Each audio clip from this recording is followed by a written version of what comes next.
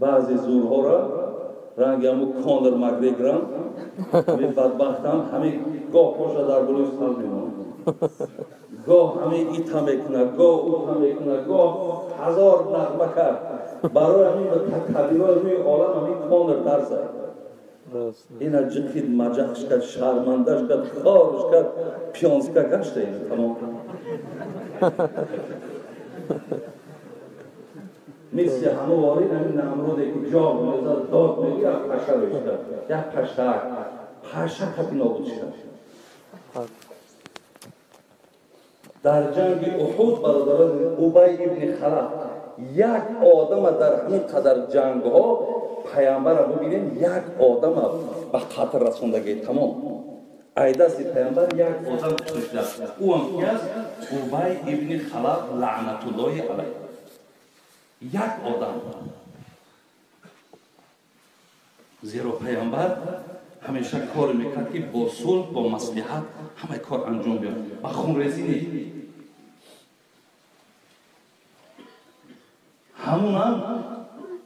همون بسیار حرکت کرد که پیامبر را به قتل برسونه و نامش را که در جهان شناخت. حضرت همین یک مشت داشته، یک مشت تمام، یک مشت زد همین بین اینمی فوکش بین همین قرطقش زد، همین یک تش زد میگه از پایانشی پیش قوم شد، قومی که اگر همه تکیه به ابی داشته سرلشکرمون همیه. وقتی رفت میگه رنگ گو باحث میکرد، هیچ گفتن یگان جون خونالود نیست، هیچ یگان چی نیست، چی میگوی؟ این گو مشت نبود، این مشتی آدمی نبود، این چیزی بود، این احساسی که من در درون میکنم اگر همین درد ما دهنم تقسیم کنم گفت همین وادی را آواز میگیرم. این بزرگی الله است، بزرگی دینه. انا همون خدای توانا، انا همون خدای بزرگ. این هدیت لای دادر ما را میگه که و عاشرهن بالمعروف. خدا به این روزی رسونده که زن گرفتی، به این نعمت خدا که من تو را موفق کردم، با این آدم تو مناسبت معامله خوب ببین، با این مناسبت و معامله خوب کن، زندگی خوب کن. برادر عزیز میدونین تضاد خوب حقارت های این، اما الله میگه زندگی خوب کن، تو زندگی خوب نمیکنی، تو میاری به حق زنک ظلم میکنی، در حق زنک ظلم میکنی، حق زنک هم پایمال میکنی، زنک هم پدرش دشنام میکنی، مادرش دشنام میکنی، اولادش دشنام میکنی. برادر عزیز قسم به بزرگی خدا برای هر یک حرف پیش خدا جواب میده، هر حرف در پیش خدا جواب میده. یا آدم سوال میکنه بابای دانلو من همین زنم که در دهن طلاق کنم، همین زنک طلاق میشود؟ من گفتم چی به این زنی تو چی میتونی حقارت میکنه؟ تو خیلی یگان حقارت کردی؟ اوه خیلی حقارت چی حقارت؟ خیلی من با چه شدشتون کنم و تا شدشتون کنم خود شدشتون کنم. گفتم چی به حقارت طلاق نمیشیده؟ به حقارت نمیشیده. ای مردم گفته خداوند به طرف ما و شما مراجعت میکنه. ملت در اسلام هیچ اهمیتی ندارد، خواه تاجیک است، خواه عرب است، خواه روس است، خواه امریکایی است، کسی نباشد اگر ایمانی بر خدا و ایمانی به قرآن داشته باشد او برادر ما و شماست.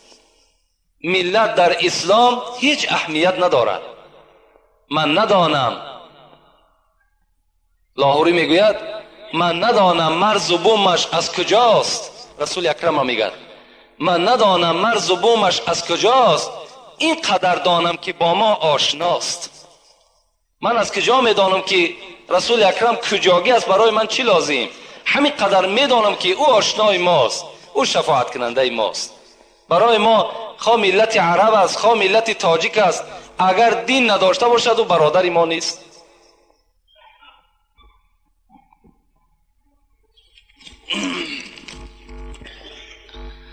السلام علیکم داملای شیرین زبان. آیا چنین طلاق درست است؟ وقتی که زن حامله‌دار باشد و در بستر بیماری خواب باشد و شوهر به عصبانیت و به مجبوری والدین او را به یگان شاهد 3 طلاق میکند و زن با او سوال و جوابی نمیدهد، مرد از بیمارخانه برآمده میرود. یعنی یک مرد بوده است، زنش در بیمارخانه خواب بوده است، پدر و مادرش مجبور کردن که همان زن طلاق کن. این جوان رفته است به حضور شاهد زن طلاق کرده است. البته طلاق می شود. در طلاق کردن شاهد شرط نیست. در نکاح کردن شاهد شرط است، لیکن در طلاق کردن شاهد شرط نیست. حتی اگر تو میتونی که به خط بنویسی که مثال به عائله خودت که من تو را 3 طلاق کردم، طلاق می شود.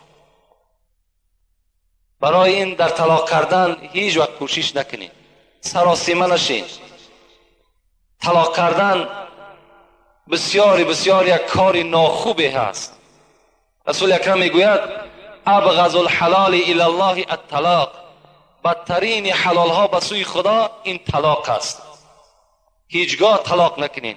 در طلاق کردن عرش الهی میگه در جنبش میدراید. هیچگاه هیچ پدر مادر توصیه به طلاق نتین تا حد امکان. امروز ببین طلاق میتن، فردا میبینی که حاضر شدن پشیمان شدیم، نفهمیدیم، بعد از پی فتوا کاوی میشوند، بعد دیگر ملاکاوی میشود. چی لازم یک زندگی حلالی خطا و زندگی حرام چکار میکنی؟ البته آلوده میکنی. هیچ وقت به طلاق کردن شما سراسیمه نشین. یک سوال دیگر جواب میگیم به همین. السلام علیکم داملا. مرد به طلاق زن قسم خورد، گفت من به زنم خانه‌داری نکنم. به 3 طلاق زن قسم خورد. زن حیض دید. اگر به قسم میخوری که زنم 3 طلاق فلان کار نکردم، در اصل کرده باشی، زن طلاق شده است. فرق ندارد. شما به زن طلاق قسم که خوردین، زنتون طلاق میشود.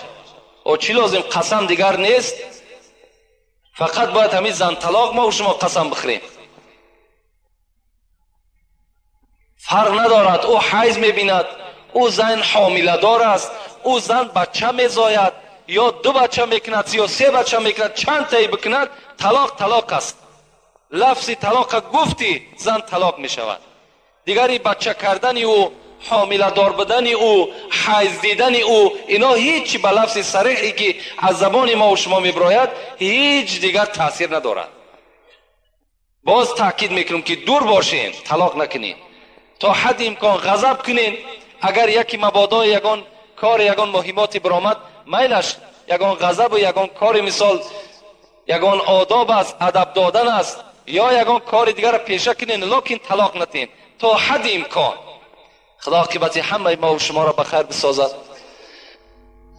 از ثواب و ثمره این امر معروف و نهی از منکر خدایا نامه اعمال ما و شما را پر از ثواب بسازد.